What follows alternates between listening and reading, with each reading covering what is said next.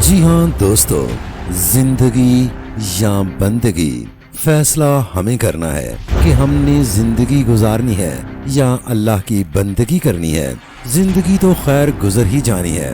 آئے روز کسی نہ کسی کا جنازہ اٹھانے کا تجربہ انسان کے اس یقین کو پختہ تر تو کر ہی رہا ہے کہ ایک دن ہم نے بھی اس دنیا کو خیر آباد کہنا ہی ہے، تو کیوں نہ زندگی کو بندگی میں گزار دیا جائے۔ کیوں ہے نا یہ ایک عقل مندانہ فیصلہ؟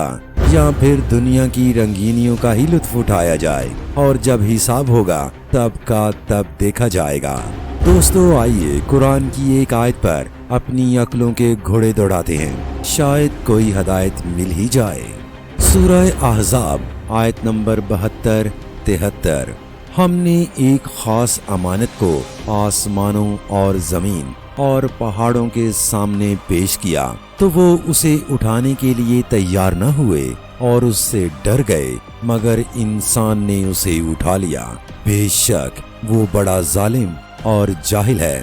اس بار امانت کو اٹھانے کا لازمی نتیجہ یہ ہے کہ اللہ منافق مردوں اور عورتوں اور مشرک مردوں اور عورتوں کو سزا دے اور مومن مردوں اور عورتوں کی توبہ قبول کرے۔ اللہ درگزر فرمانے والا اور رحیم ہے۔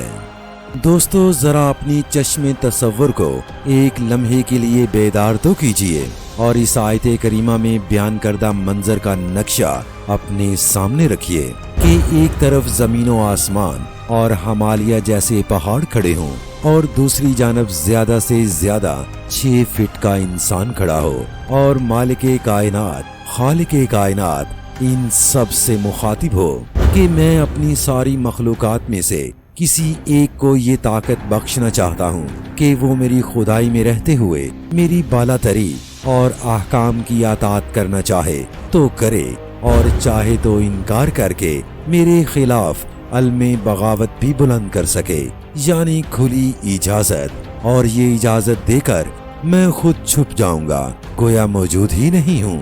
وسیع اختیارات دیے جائیں گے، تمام مخلوقات پر عظیم قابلیت، حیرت انگیز بالادستی کہ کائنات میں جو بھی ہنگامہ برپا کرنا چاہے کھلم کھلا کر سکے، لیکن ایک خاص مدت کے بعد اسے دی گئی تمام تر آزادیوں کا حساب دینا ہوگا اور جزا اور سزا کا مستحق ٹھہرایا جائے گا۔ اب بتاؤ تم میں سے کون اس امتحان میں اترنے کو تیار ہے؟ مالک کائنات کی یہ حیرت انگیز تقریر سن کر پہلے تو جیسے کائنات پر سناٹا سا چھا گیا ہوگا، پھر ایک سے بڑھ کر ایک مخلوق گھٹنے ٹیکنے لگی ہوگی کہ اسے اس کڑے امتحان سے معاف رکھا جائے۔ آخر کار یہ مشت استغفان، یہ انسان اٹھتا ہے اور کہتا ہے کہ اے میرے رب، میں یہ امتحان دینے کے لیے تیار ہوں، اور تب اللہ یہ کہے کہ بے شک انسان بڑا ظالم اور جاہل ہے۔ اس نقشہ کو اپنی چشم تصور کے سامنے لا کر ہی انسان اچھی طرح اندازہ کر سکتا ہے کہ وہ کائنات میں کس نازک مقام پر کھڑا ہے۔ اس سے آگے آنے والی تسلسل والی آیات نے تو میرے رونگٹے ہی کھڑے کر کے رکھ دیے۔ کئی دن تک میں ان آیات کے دبدبے کے حصار سے ہی نہ نکل سکا۔ حیرت ہے کہ قرآن کی ایسی آیات کے آ جانے کے بعد انسان کیسے اپنے قدموں پر کھڑا رہ سکتا ہے۔ کیسے ممکن ہے کہ یہ آیات سن کر انسان سجدہ ریز نہ ہو اور اس کی ہچکیاں نہ بند جائیں۔ سورہ اعراف آیات 172 سے 178 تک۔ اور یاد کرو جب تمہارے رب نے بنی آدم کی پشتوں سے ان کی نسل کو نکالا تھا اور انہیں خود ان کے اوپر گواہ بناتے ہوئے پوچھا تھا، کیا میں تمہارا رب نہیں ہوں؟ انہوں نے کہا، ضرور آپ ہی ہمارے رب ہیں، ہم اس پر گواہی دیتے ہیں۔ یہ ہم نے اس لیے کیا کہ کہیں تم قیامت کے روز یہ نہ کہہ دو کہ ہم تو اس بات سے بے خبر تھے، یا یہ نہ کہنے لگو کہ شرک کی ابتدا تو ہمارے باپ دادا نے ہم سے پہلے کی تھی اور ہم بعد کو ان کی نسل سے پیدا ہوئے، پھر کیا آپ ہمیں اس قصور میں پکڑتے ہیں جو غلط کار لوگوں نے کیا تھا؟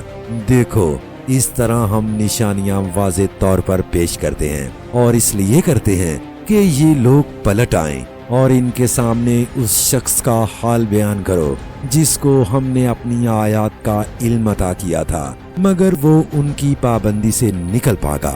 آخرکار شیطان اس کے پیچھے پڑ گیا یہاں تک کہ وہ بھٹکنے والوں میں شامل ہو کر رہا۔ اگر ہم چاہتے تو اسے ان آیات کے ذریعے سے بلندی عطا کرتے مگر وہ تو زمین ہی کی طرف جھک کر رہ گیا تھا اور وہ اپنی خواہش نفس ہی کے پیچھے پڑا رہا، لہٰذا اس کی حالت کتے کی سی ہو گئی کہ تم اس پر حملہ کرو تب بھی زبان لٹکائے رہے اور اسے چھوڑ دو تب بھی زبان لٹکائے رہے۔ یہی مثال ہے ان لوگوں کی جو ہماری آیات کو جھٹلاتے ہیں۔ تم یہ واقعات ان کو سناتے رہو شاید کہ یہ کچھ غور و فکر کریں۔ بڑی ہی بری مثال ہے ایسے لوگوں کی جنہوں نے ہماری آیات کو جھٹلایا اور وہ اپنے ہی اوپر ظلم کرتے رہے۔ جسے اللہ ہدایت بخشے بس وہی راہ راست پاتا ہے اور جس کو اللہ اپنی رہنمائی سے محروم کر دے وہی ناکام و نامراد ہو کر رہتا ہے۔ جی دوستو، کیا اب ہمیں کوئی حق رہ جاتا ہے کہ ہم اپنی ناقص عقل کی روشنی ان آیات پر ڈال کر مزید وضاحت کر سکیں؟ یہ منہ اور مسور کی دال دوستو حیرت ہوتی ہے، مگر یہاں ایک مثال دیے بغیر میں آگے ہرگز نہیں بڑھ سکتا۔ مثال کے طور پر آپ اپنے باپ کے سامنے بیٹھے ہیں اور آپ کا باپ آپ سے آپ کی جوان بہن کے بارے میں نہایت اہم موضوع پر بات کر رہا ہو، جبکہ وہیں اسی جگہ پر آپ کا چچا، ماموں اور یا کوئی اور رشتہ دار بھی بیٹھا ہو اور آپ اپنے باپ کی بات سننے کی بجائے اپنی توجہ باقی رشتہ داروں کی طرف رکھیں تو کیا آپ اپنے باپ کی توہین نہیں کر رہے؟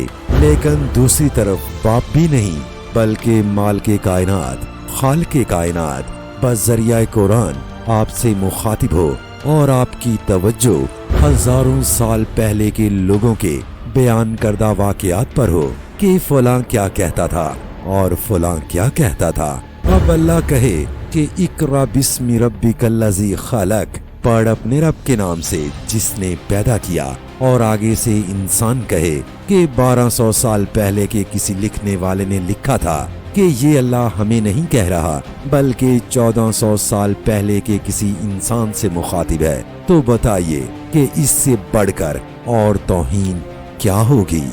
یعنی اللہ تو کلام آپ سے کرے اور آپ کا دھیان کہیں اور ہو۔ سورہ بقرہ آیت نمبر 21۔ لوگو، بندگی اختیار کرو اپنے اس رب کی جو تمہارا اور تم سے پہلے جو لوگ ہو گزرے ہیں ان سب کا خالق ہے۔ تمہارے بچنے کی توقع اسی صورت ہو سکتی ہے، لہذا زندگی یا بندگی فیصلہ آپ کا ہے۔